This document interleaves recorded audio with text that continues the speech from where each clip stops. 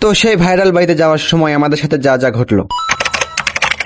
তো hello viewers, আশা করি সকালে ভালো আছেন। আজকে আপনাদের ভিতরে শেয়ার করবো গ্রামের ভিতরে নাকি আবার 200 কোটি টাকার বাড়ি। তো কথা না বাড়িয়ে সম্পূর্ণ ভিডিও দেখতে থাকুন। আমরা কিন্তু বাগবাড়ি বাজার থেকে রওনা দিলাম সেই ভাইরাল 200 কোটি টাকার বাড়ির উদ্দেশ্যে। আমরা কিন্তু সেই শহীদ জিয়া ডিগ্রি কলেজের বাস দিয়ে যাচ্ছি। যাওয়ার পথে কিন্তু আমরা আরেকটি বাড়ি দেখতে পারলাম, এটা কিন্তু 100 কোটি টাকার বাড়ি। এই বাড়ি নিয়ে আরেকটি ভিডিও আমার পেজে আপলোড করা আছে, আপনারা চাইলে দেখে আসতে পারেন। আমরা কিন্তু এখন বিএমপি বাজারে এসে নামলাম।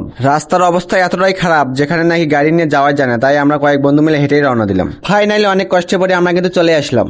তো হ্যালো এভরিওয়ান, এখন আমরা কিন্তু সেই 200 কোটি টাকার বাড়ির সামনে অবস্থান করতেছি। এখন আমরা ভিতরে প্রবেশ করব।